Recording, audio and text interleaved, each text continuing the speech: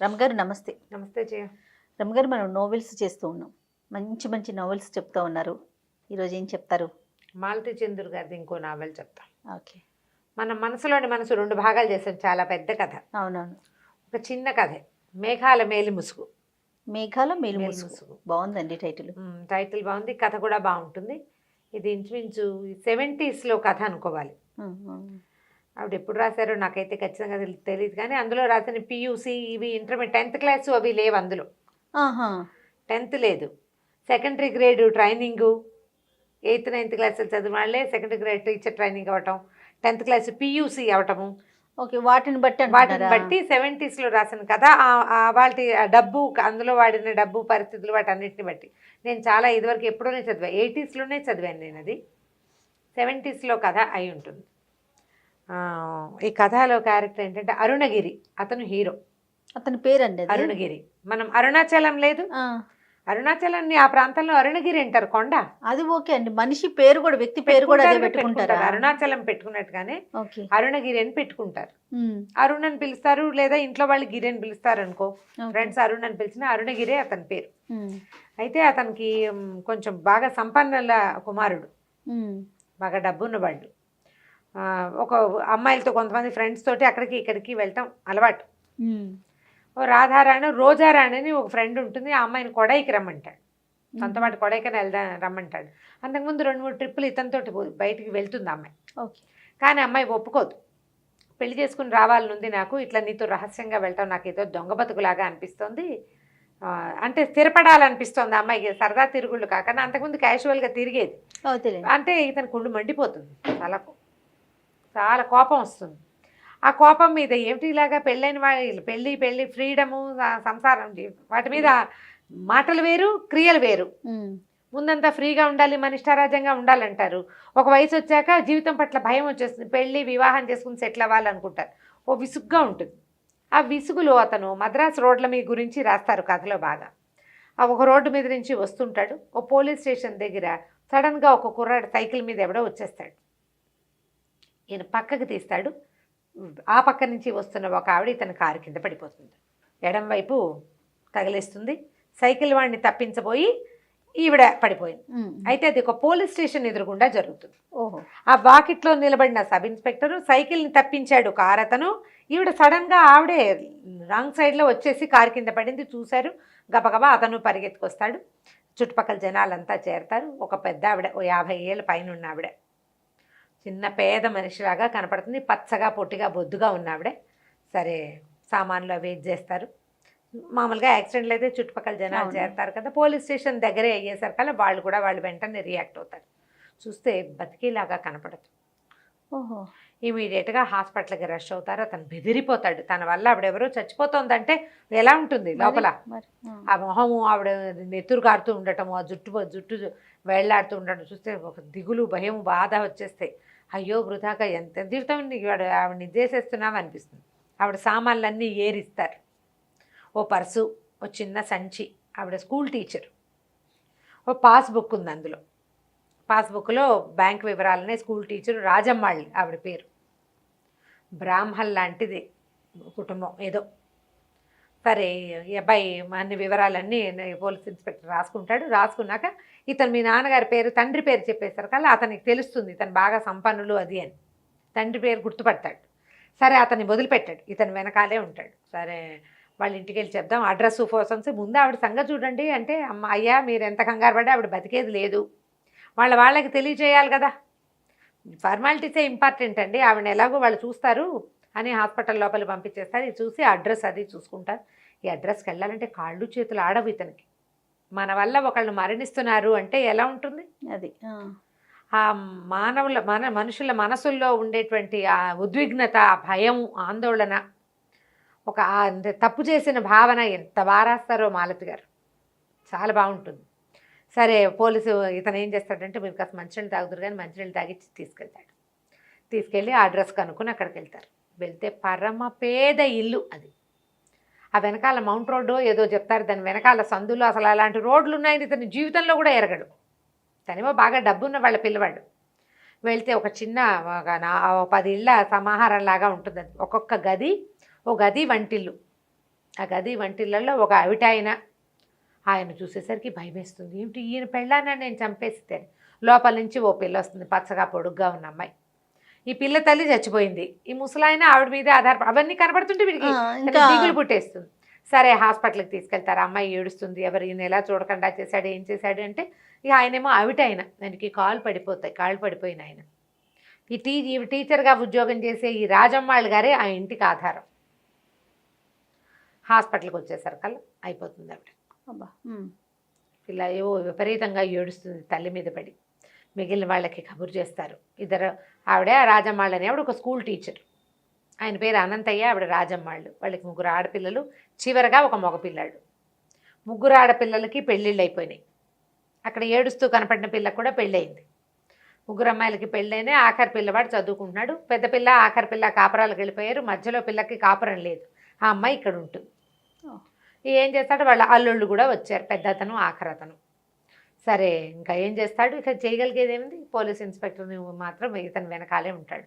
మీరు ఎంత చేస్తున్నారు నా కోసం అంటే, మీ నాన్నగారు మా నాన్నకి సహాయం చేశారు అని చెప్తాడు పోలీస్ అతను. నాకు మీ పేరు తెలిసి నేను గుర్తుపట్టాను, పైగా నేనే సాక్షిని, ఆవిడే రాంగ్ సైడ్లో వచ్చింది, మీ తప్పేం లేదు, నాకు క్లియర్గా తెలుసు కదా, నేను అక్కడే ఉన్నాను, మనం చేయగలిగే సహాయం చేద్దాం. వాళ్ళు గొడవ చేసే మనుషుల్లాగా కూడా లేరు, చాలా పేదవాళ్ళు, నేనున్నా కాబట్టి వాళ్ళు ఏమీ గొడవ చేయటం లేదు, నేను చూస్తానని ఆ దహనం చేయటము, ఆ కార్యక్రమాలన్నీ అవుతాయి, మీరు ఇంటికి ఫోన్ చేయండి అంటాడు. ఇంటికి ఫోన్ చేసి తల్లికి చెప్తాడు, అమ్మ ఇట్లా అయింది, నేను అక్కడే ఉన్నాను అంటే, మరి పాప బాధగా ఉంటుంది తల్లికి. ఇక్కడ ఇతను అరుణగిరి కథ చెప్తారు. అరుణగిరి తల్లి కూడా ఒంటరిదే, ఆవిడ భర్త లేరు. ఉమాపతి మొదలయ్యారని చాలా డబ్బున్న ఆయనకి 7 ఆడపిల్లలు పుడతారు మొదటి భార్యతోటి. మగపిల్లలు కలగరు. మగపిల్లల కోసం రెండో పెళ్లి చేసుకోవాలనుకునేవాడు. 60, 70, 50 ఏళ్ళ ఆ సంవత్సరాల్లో మగపిల్లల కోసం మళ్ళీ పెళ్ళిళ్ళు చేసుకోవడం చాలా న్యాచురల్, సహజమైన సంగతి. ఇప్పుడు ఈ కథ చదివితే ఇదేమిటి ఇలా ఉంది అనిపిస్తుంది మనకి, కానీ జరిగేవట్ల. మన తాతల నాడు ఉన్నాయి, మన నాన్నల నాటికి కొంచెం తగ్గినాయి. తమిళనాడు ప్రాంతాల్లో బాగా కనపడతాయి. అక్కకి పిల్లలు పుట్టకపోతే చెల్లెల్ని ఇచ్చి చేయటం, మా చుట్టుపక్కల కూడా 2-3 కేసులు నేను నీకు అట్లా చెప్పే కదా జరుగుతాయి. అయితే ఆయనకి 7 ఆడపిల్లల తర్వాత ఆయన వాళ్ళకి తెలిసిన కుటుంబంలో 8 మంది పిల్లల్లో ఒక మధ్య పిల్ల నచ్చుతుంది ఆయనకి, 16 ఏళ్ల పిల్ల. ఆ పిల్లని చేసుకుంటాడు కొడుకు కోసం. భార్య ఒప్పుకుంటుంది, కానీ ఆ సవితని చూస్తే మంటగా ఉంటుంది, సన్నగా పొడుగ్గా చక్కగా అందంగా ఉన్న అమ్మాయిని చూస్తే మండిపోదు. పెళ్ళిడికి వచ్చిన పిల్లలు ఉన్నారు ఆయనకి, 7 ఆడపిల్లలంటే మామూలు సంగతే. ఈ 15, 16 ఏళ్ల పిల్లలు లేకుండానే 7 ఉండరు కదా. ఆఖరి పిల్లకి 7 అయినా పెద్ద పిల్లకి 15 ఏళ్ళు కనీసం. అక్కడి నుంచి ఈ అమ్మాయికి మొదట భార్యని బాగా రక్షిస్తాడు ఆయన. ఈవిడికి పిల్లలు కలగరు. 5-6 సంవత్సరాలకి ఈ కడుపుతో ఉన్నాక 3-4 నెలలు వచ్చాక సడన్గా గుండెపోటు వచ్చి చనిపోతాడు. ఆయనకి మొదట 2 ఏళ్ళు చిన్న భార్య అంటే కొత్తగా, అంత యంగ్ పిల్ల కదా, వాళ్ళు కూడా ఇంత పెద్దవాడికి ఇవ్వటం ఏమిటి, 7 పిల్లలు ఉన్నారు కదా, అలా ఆలోచించకుండా చేసేస్తారు. ఆ పెద్ద ఆవిడేమో ఈ వచ్చిన పిల్లని దగ్గర చేసుకోదు, తిట్టిపోసి పోట్లాడి ఎప్పుడు ఏదో ఒకటి అని. సౌతులిద్దరికీ స్నేహం లేదు, ఉండగలిగే అవకాశాలు ఉన్నాయి, ఉండలేదు వాళ్ళు. ఈ అమ్మాయికి 3-4 నెలలు వచ్చాక ఆయన కాస్త చనిపోతాడు. ఇంకేముంది, ఆస్తంతా మళ్ళీ ఆవిడ పరమే అయిపోతుంది అనుకున్నారు. ఈ పిల్లని ఏం చేస్తారో అని భయపడ్డారు. కానీ ఆ ఉమాపతి మొదలయ్యారు గారు చాలా ప్లాన్డ్గా రెండో భార్యకి నెల తప్పంగానే విల్లు రాసేస్తాడు. మరి ఆ మృత్యువే తెలియజేస్తుందో ఆయనకి. దాంట్లో వివరాలు ఏంటంటే, ఒకవేళ భార్య కనుక రెండో భార్యకి కూతురు పుడితే ఆస్తి సమానంగా 8 మంది ఆడపిల్లలు 2 భార్యల మధ్య పంచాలని, 8 మంది ఆడపిల్లలకి పంచడం. మగపిల్లాడు కనుక పుడితే ఈ ఆస్తి ఎక్కువ భాగం అబ్బాయికి చెందేలాగా రాసేస్తాడు ఆయన. ఆ కాగితం ప్రకారం ఇది కరెక్ట్గా సెట్ అవుతుంది. అయితే వాళ్ళు ఈ లోపల అంతకుముందు సావిత్రమ్మ గారు అమ్మ నాన్న ఎవరు పెద్దగా రారు, డబ్బున్న వాళ్ళు కదా వీళ్ళు. కానీ ఇప్పుడు పిల్ల ఒంటరిది, 4 నెలల ప్రెగ్నెన్సీ, వాళ్ళు వచ్చేస్తారు పిల్లని చూసుకోవటానికి. పురుడు కూడా మా డాక్టరే పోయాలంటే మా డాక్టరే పోయాలని కొట్టుకుంటారు. చివరికి 2 డాక్టర్ల పర్యవేక్షణలో ఈవిడికి కుమారుడు పుడతాడు తండ్రి చనిపోయిన తర్వాత. ఆ పిల్లాడి అరుణగిరి. ఆవిడ ఆ పిల్లాడి ముందు నుంచి కొంచెం అనారోగ్యం, వాడు ఎక్కడికి పంపించకుండా సవితి పిల్లలు ఏం చేస్తారో అన్న భయంతో చాలా జాగ్రత్తగా పెంచుకుంటుంది. కొంచెం పెద్ద ఇల్లు వాకిలి, భర్తని తెలివిగా చేశాడు కదా, దాంతో ఈవిడ తను స్వయంగా స్వతంత్రంగా చదువుకోవటం, 4 విషయాలు తెలుసుకోవటం, సొంతంగా ఆయనకు మంచి చాలా పెద్ద పెద్ద వ్యాపారాలు, ఫౌండరీలు అవి ఇవి ఉంటాయి, కలప వ్యాపారం, అవన్నీ తను స్వయంగా చూసుకోవటం నేర్చుకుంటుంది. పిల్లాన్ని చక్కగా చదివిస్తుంది. ఎంకామో ఏదో చదువుతాడు అతను, చక్కగా పాస్ అవుతాడు. చదువు అయిన తర్వాత కొంచెం కులాసాగా తిరుగుతూ ఉంటాడు. సరే అయితే అప్పుడు మన భర్తకి కులాసా తిరుగుళ్ళు ఉన్నాయి, మగపిల్లల్ని ఇంతేనని ఆవిడ ఊరుకుంటుంది. స్వతహాగా మనిషి మంచివాడు. సరే ఈ కథ అంతా ఒక చెప్పబడుతుంది అనమాట అరుణగిరి సంగతి. తల్లి అతను సవితక్కయ్యలు వాళ్ళతో వీళ్ళకి సంబంధం లేదు, ఎవరి ఆస్తి వాళ్ళదే. అప్పుడప్పుడు వస్తుపోతూ ఉంటారు అంతే. ఓ 3 మేనమావులు ఉంటారు, వాళ్ళకి ఆడపిల్లలు ఉంటారు, ఓ పిల్లని చేసుకోమంటారు. సవితక్కయ్యల్లో పిల్లలు కూడా ఓ పిల్లని చేసుకోండి అని అడుగుతుంటారు, ఆస్తి పోకుండా అలా చేసుకుంటుంటారు కుటుంబాల్లో. సరే ఈ రాత్రి సాయంకాలం ఆవిడకి అంతిమ సంస్కారం చేసేస్తారు. రాత్రి దుఃఖంగా ఇంటికి వస్తాడు. అక్కడ ఏమి ఏడావిడ బికమొహం వేసుకుని ఉంటాడు. తల్లిని చూసేసరికల్లా నా వల్ల వాళ్ళకి ఇవన్నీ పోయినాయమ్మా, చిన్న పిల్లాడు, అసలు ఆయన అవిటైనా పాపం ఆవిడ టీచరు, ఆవిడదేటి ఆధారం, చాలా దుఃఖపడతాడు. మర్నాడు యథావిధిగా వెళ్తాడు. ఖర్చులు కొంచెం అని డబ్బులు ఇస్తాడు. ఆ విశాలకి అమ్మాయికి తీసుకోవటం ఇష్టం ఉండదు. రెండో అమ్మాయికి పెళ్ళైంది కానీ కాపురానికి వెళ్ళాల. ఆ పిల్ల వీళ్ళకి ఆసరా. ఈయనకి ఏంటంటే ఆయన ఒక స్కూల్ టీచరు, ఆయన ఒక ఏమంటారు కెమికల్ దాంట్లోనే ఎక్కడో పనిచేసేవాడు, చిన్న ఉద్యోగం. భార్య, 4 పిల్లలు. ఆఖరి పిల్లవాడు పుట్టాక సడన్గా ఆయనకి పెద్ద జ్వరం వచ్చి క్రమంగా పెరాలసిస్లోకి దించేసి కాళ్ళు పడిపోయినాయి. ఈ పిల్లల్ని ఎట్లా చేసుకొస్తారు? అందుకని ఆవిడ ఏం చేసింది, 8th క్లాస్లో ఏదో వానాకాలపు చదువు ఆవిడికి. అయితే సెకండరీ గ్రేడ్ ట్రైనింగ్ అయ్యి స్కూల్లో టీచర్గా చేరుతుంది. పెద్ద పిల్లకి పెళ్లి చేసేస్తారు. పెద్ద పిల్లని కాపురాన్ని పంపిస్తే మొదట పెద్ద పిల్ల చూసేది, క్రమంగా 2వ పిల్ల, 3వ పిల్ల ఇల్లు వాకిలి చూసుకునేవాళ్ళు.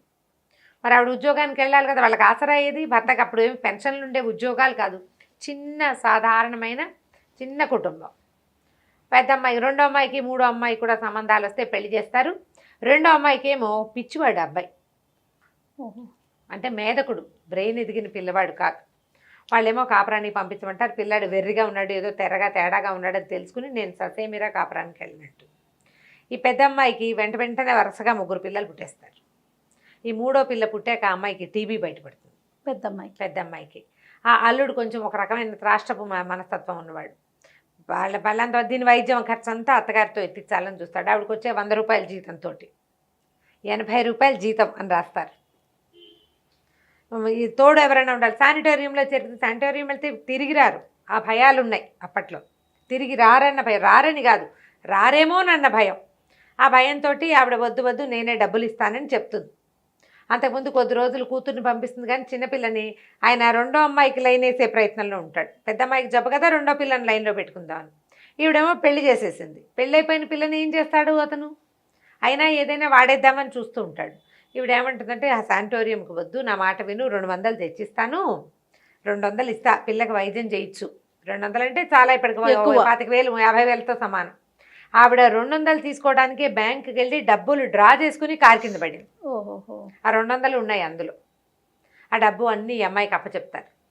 ఆయన డబ్బిస్తే ఈ అమ్మాయి ఏడ్చి తోకాలు పెడుతుంది. సీసాలు వద్దు, అమ్మ చావు మీద డబ్బులు తీసుకోవడం ఏంటి, మనకు చేతనైంత చేస్తామంటే మిగిలిన వాళ్ళంతా సపోర్ట్ చేస్తారు అతన్ని. 500 ఇస్తాడు. మొత్తానికి ఆవిడ దినవారాలు 12 రోజులు ప్రతిరోజు వెళ్తాడు వాళ్ళ ఇంటికి. 12 రోజులు అయిపోయిన తర్వాత ఏం చేయాలి? పెద్ద పిల్ల చిన్నపిల్ల ఎవరిళ్ళకి వాళ్ళు వెళ్ళిపోతారు. ఇప్పుడు విశాల అత్తగారు వస్తుంది తీసుకెళ్ళటానికి. ఈ మొదలయ్యారు అని చెప్పాను కదా, తెలుగు వైపు వాళ్ళని నాయుళ్ళు అంటారు. అవునండి, నాయుడుస్. అయితే ఆవిడ అత్తగారు వచ్చి ఈ పిల్లని మా ఇంటికి పంపించాల్సిందే. అసలు పిండం పెడతారు, మామూలుగా పెద్దవాళ్ళకి పెడతారు కదా, చనిపోయిన తర్వాత కాకులు ముట్టుకోకపోతే నమస్కారాలు చేస్తారు. అరుణగిరికి నువ్వు చెప్తారు, నువ్వు ఈ సంసారాన్ని చూసుకుంటానని దండం పెట్టు, నీ వల్ల ఆవిడ చనిపోయిందంటే దండం పెడతాడు. కాకులు రావు. ఈ విషయాలు మాత్రం నాన్నని తమ్ముడిని వదిలిపెట్టి వెళ్ళను అని దండం పెట్టేసరికల్లా కాకి వస్తుంది.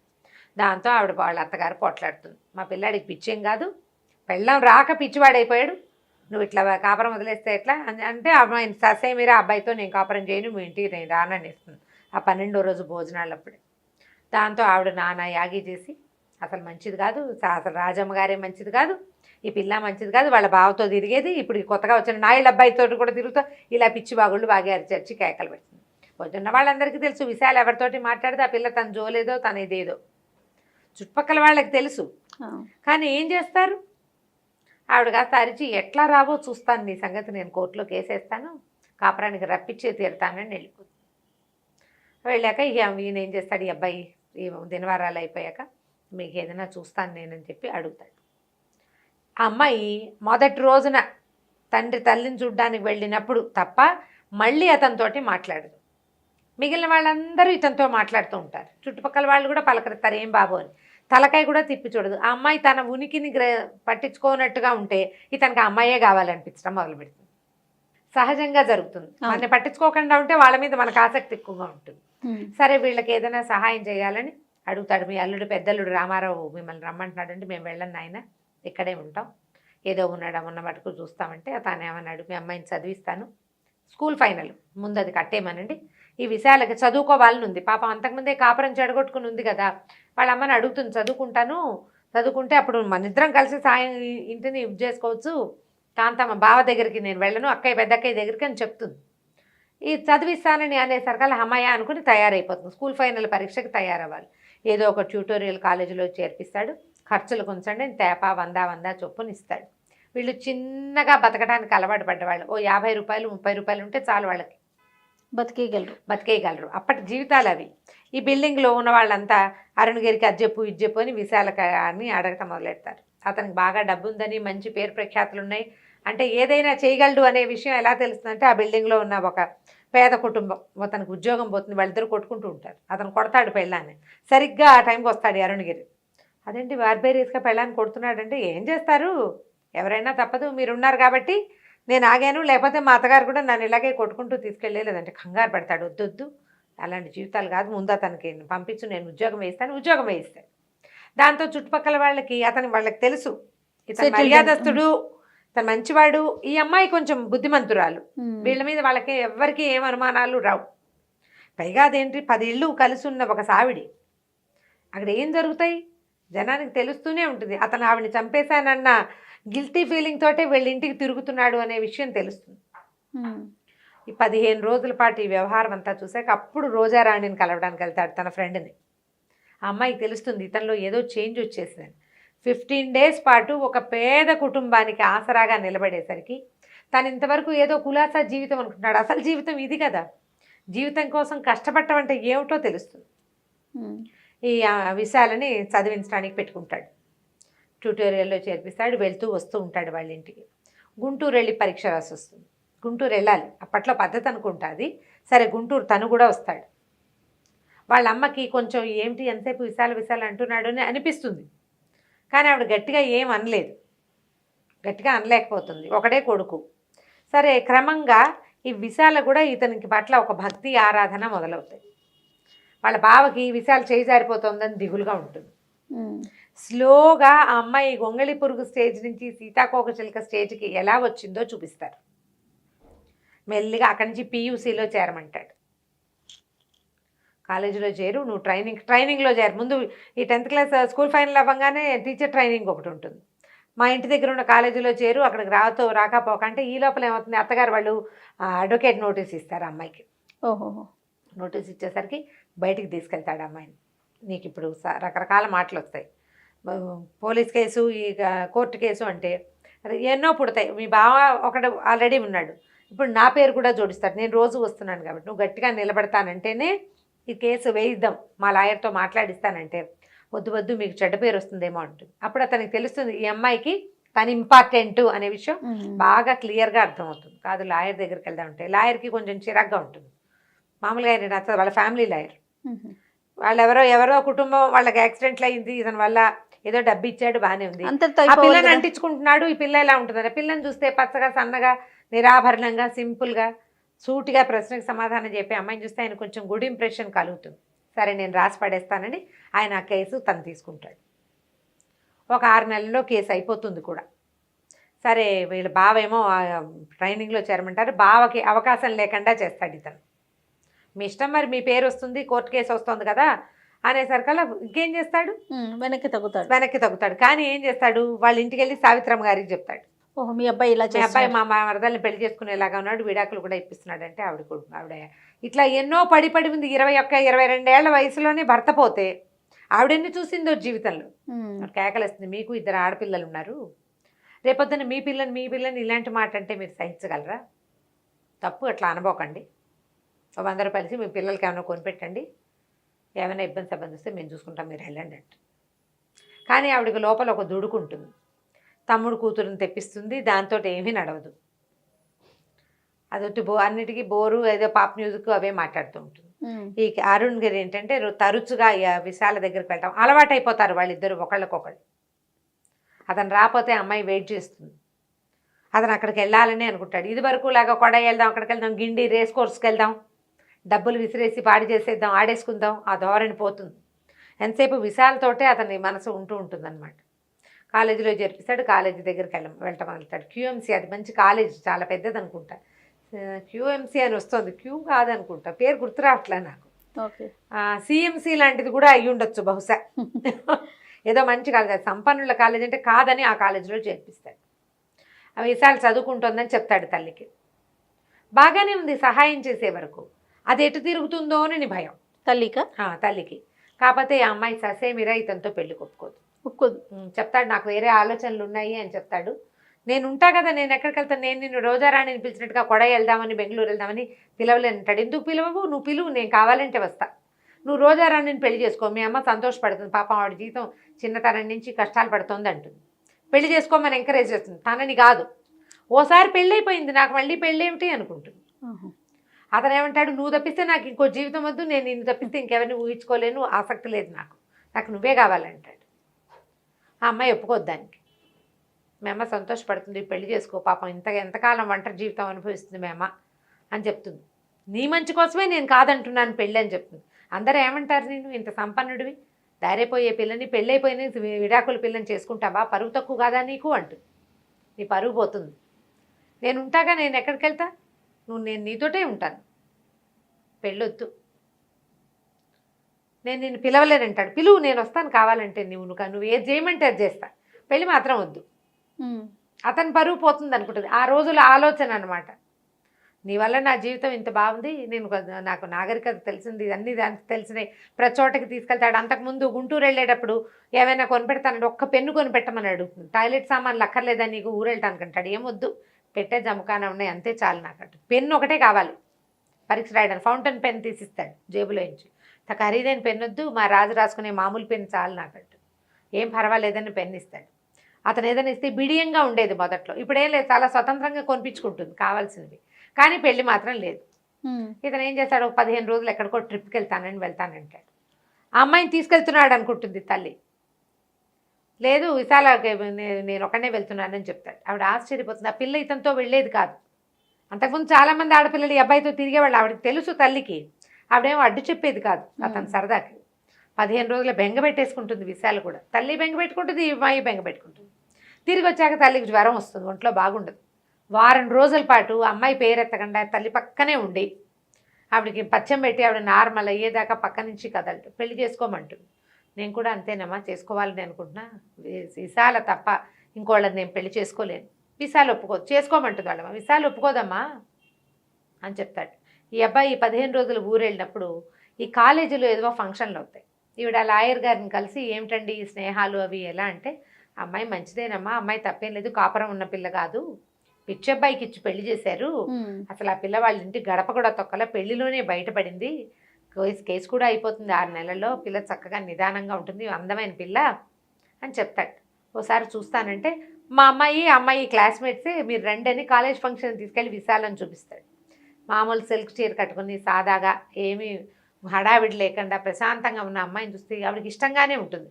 కానీ ధైర్యం కాదు, మన కులం కాదు, పెళ్ళైపోయిన పిల్ల, ఒకసారి పీటలెక్కిన పిల్లతో మళ్ళీ పెళ్ళేమిటి, అప్పటి రోజులు కదా ఆ కాలం. అంటే వాళ్ళు ఆ కాలంలో ఇలాంటి ముందుకు వచ్చిన సంఘటనలు మనకి చాలా అరుదుగా కనపడేవి. చెదురుమదురుగా కాదు, అక్కడక్కడా కాదు, చాలా అరుదు. నేను బాగుంది పిల్ల అని చెప్తుంది. నువ్వు ఎప్పుడు చూసావు, నేను మొన్న వెళ్ళి చూసి వచ్చానురా అంటే, అరుణ్ ఒప్పుకోదమ్మా విశాల అని చెప్తాడు. తను ఒప్పుకోదు, నా మంచి కోసమే అంటుంది అంటే ఆవిడ అట్లా ఆలోచించుకుంటూ ఉండిపోతుంది అనమాట. చూస్తే ఇతను రామకృష్ణ ఇవి వింటాం, చిన్మయ మిషన్ వాళ్ళవి వింటాం, హరిద్వార్ వెళ్తాం, ఋషికేశ్ వెళ్తా, అలా చెప్తాడు. పెళ్ళి మాత్రం వద్దమ్మా నాకు, నేను ఎవరిని చేసుకోలేను, నాకు ఎంతసేపు కళ్ళు మూసుకుంటే విశాల ఇంట్లో తిరుగుతున్నట్టు, నాతో మాట్లాడుతున్నట్టు నాకు అవే అనిపిస్తాయి, వేరే మనిషిని అసలు ఊహ కూడా లేదు నాకు, నేను ఇంకో మనిషిని భరించలేని అమ్మాయిని తప్ప అంటే. ఈవిడ చూసి ఆలోచించుకుని ఏం చేస్తుంది, నువ్వు ఇవాళ ఇంట్లో ఉండు, సాయంకాలం నేను బయటకు వెళ్తా, కారు తీసుకెళ్తానని చెప్తాను. అతను ఇంట్లో ఉంటాడు. ఇతనికి ఏమో ఇప్పటికి చాలా రోజులైపోయింది విశాలని చూడాలని ఉంది, వారం అయిపోతుంది, వెళ్ళి చూసొద్దామని ఉంటుంది. తల్లి ఎక్కడికో వెళ్తుంది. ఈ తల్లి ఏం చేస్తుందంటే ఈవిడ హాస్టల్కి వెళ్ళిపోతుంది. అమ్మాయిని కాలేజీలో హాస్టల్లో ఉంచుతాడు కదా. ఈ మధ్యలో నేను మిస్ చేసింది ఏంటంటే తండ్రి కూడా చనిపోతాడు. ఆ పిల్ల ఒక్కతే అయిపోతుంది. తండ్రి చనిపోతాడు. తమ్ముడు తండ్రి విశాల ముగ్గురు కలిసి ఉంటారు. తండ్రి చనిపోతారు కదా. ఈ అమ్మాయిని ఎక్కడ ఉంచాలి? తమ్ముడినేమో పెద్దక్కయ్య తీసుకెళ్తుంది. పెద్దక్కయ్య మొగుడు కూడా వీళ్ళు అప్పుడప్పుడు ధన సహాయం చేస్తారు. విశాలని హాస్టల్లో ఉంచుతాడు. ఈ హాస్టల్కి వెళ్ళి అమ్మాయి ఇతని కోసం వెయిట్ చేస్తుంటుంది బయట. ఈవిడ పోయి అక్కడ నుంచి విశాల అంటే వాళ్ళ అమ్మ పిలిచినట్టు అనిపిస్తుంది. నేను అరుణ్ వాళ్ళ అమ్మని చెప్తుంది. మీరు ఆ రోజు వచ్చారు కదా అంటే, వచ్చాను, నిన్ను చూద్దామనే వచ్చాను, నువ్వు నాతో వచ్చి మా ఇంటికి అరుణ్ని పెళ్లి చేసుకుందు కానీ అని చెప్తుందట. జీవితంలో ఎన్నో ఆటుపోట్లు తిన్నాను. నా జీవితంలో నాకెవ్వరూ సహాయం దొరకల. నేను కాపురం చేశాను. ఒక 5-6 సంవత్సరాలు వైవాహిక జీవితం, చంటి బిడ్డ. నా కాలం వేరు, ఈ కాలం వేరు. వాడు ఇప్పుడు చిన్మయ మిషన్ వింటున్నాడు, హరిద్వార్ ఋషికేశ్ వెళ్తానంటాడు, విరాగిగా మారిపోతున్నాడు. నువ్వు చూస్తే నువ్వు ఇలాగే ఉంటావు వాడి కోసమే. ఎందుకు ఈ జీవితాలు ఇలా అయిపోవాలి? కాలం మారింది, పద ఇంటికి వెళ్ళిపోదామని వచ్చేస్తుంది అమ్మాయి. తీసుకొచ్చేస్తుంది. ఆవిడ ఒప్పిస్తుంది. ఆ అమ్మాయి చాలా భయపడి బాధపడుతుంది, వద్దంటుంది. ఆవిడ ఒప్పుకోదు. నాదే కదా అభ్యంతరం. నాకు కాకపోతే నువ్వెవరికి సమాధానం చెప్పాలి? లోకానికి, ఏ లోకానికి పిచ్చబ్బాయి నుంచి పెళ్లి చేసిన లోకానికి లోకానికి నీకేం సమాధానం చెప్పింది? వాడు కాపురానికి పనికిరాడు మొదటిది. అసలు మామూలుగా మనిషిగా ఒక అమ్మాయి పక్కన ధైర్యంగా నిలబడేందుకు కూడా పనికిరాని వాడికి వివాహం చేసేసారు వాళ్ళు. వాడిని చూసుకోవడానికి ఒక పిల్లని అన్యాయం చేశారు. లోకం వాళ్ళని ఏమైనా అన్నదా? లేదు. ఇప్పుడు నిన్నెందుకంటారు? నిన్ను అనరు అని చెప్పి తీసుకొచ్చేస్తుంది. ఏం చేస్తుంది, ఇంటికి అక్కడి నుంచి ఫోన్ చేయిస్తుంది. అన్ని లైట్లు వేసేయమని. ఇంట్లో లైట్లు వేస్తే సాయంకాలం చీకటి పడేసరికల్లా ఇల్లంతా లైట్లు వేసి ఉంటారు. డ్రైవరు, నాయరు, ఇంకా ఎవరో ఉంటారు పనివాడి, తోటమాలి. ఎందుకురా లైట్లు వేస్తున్నారంటే అమ్మగారు అన్ని లైట్లు వేయమన్నారు. అన్ని లైట్లు వాకిట్లో, బయట వాళ్ళ వాకిట్లో పెద్ద పెద్ద బొండు మల్లెల చెట్లు అవి చెప్తారు దాని గురించి. నైట్ క్వీన్ వాసనలు వస్తాయి. మల్లె చెట్లు పాదులు అవి చాలా ఎక్కువ ఉంటాయి. ఆ పాదుల మధ్యలో కారు వచ్చి ఆగుతుంది. అందులో నుంచి దిగుతున్న ఆ విశాల వాళ్ళ అమ్మని చూసి ఆశ్చర్యపోతాడు. వాళ్ళ అమ్మలో అంత మార్పు వస్తుందని అనుకోడు అతను. విశాలను తీసుకొచ్చేసాను, మీ ఇద్దరు నాకు దండం పెట్టండి, కొత్త జీవితాన్ని మొదలు పెడుతురు కానీ అని చెప్తాను. ఆ మేఘాలు తొలిగిపోయి సూర్యుడు బయటపడ్డాడనమాట. ఈ మేఘాలు ఏమిటి? సంప్రదాయాలు. ప్రపంచం మీద ఒక రకమైన భయం, సమాజం పట్ల భయాలు. ఇప్పుడు సమాజం ఏ రకంగానూ వీళ్ళకి హెల్ప్ చేయదు. అవును. 3 నెలల గర్భవతికి భర్త చనిపోతే ఆవిడ ఎల్లకాలం ఒంటరిగానే బతికింది కదా. 22 ఏళ్ల పిల్ల, అంతే వయసు. అదే 22-23 సంవత్సరాలు ఉన్న విశాల ఏ సంసారం లేదు, ఏమీ లేదు, ఒంటరి బతికే. ఎవరి ఆసరాతోటి బతుకుతారు? సమాజం ఏ రకంగానూ ఆసరా ఇవ్వదు కదా. ఆ రోజుల్లోనే ఇలాంటి ఒక అత్యద్భుతమైన కథ రాశారు మాలతి గారు. మాలతి చంద్ర గారు అన్ని కథలు కూడా స్త్రీ పవర్, ఒక ప్రత్యేకమైన స్త్రీ శక్తి అనేది ఎంత బాగా ఉంది. ఇప్పుడు మన మనసులోను మనకు అదే కనపడుతుంది. శతాబ్ది సూర్యుడిలోనూ అదే కనిపిస్తుంది. ఇంకొకటి ఉంది, ఆలోచించు, అది చెప్దాం. అది కూడా చాలా బాగుంటుంది. ప్రత్యేకమైన స్త్రీలు, అంతే. ఆడవాళ్ళు గనక దీనికి నిలబడితే ఖచ్చితంగా చక్కగా సమాజం మారుతుంది. ఇందులో మగవాళ్ళ పాత్ర 50%, మిగిలిన 50% ఆడవాళ్ళది. ఇప్పుడు విశాల ఏ తప్పటడుగులు వేల, వాళ్ళ అమ్మ సావిత్రమ్మ గారు ఏ తప్పటడుగులు వేల. ఆవిడ పూనుకుంది. వేసిన అడుగు స్థిరమైన అడుగు వేయటం, అటు ఇటు వేయద్దు, స్థిరంగా అడుగులు వేయటాన్ని చాలా బాగుంటుంది. నావెల్ కనుక దొరికితే చదవచ్చు.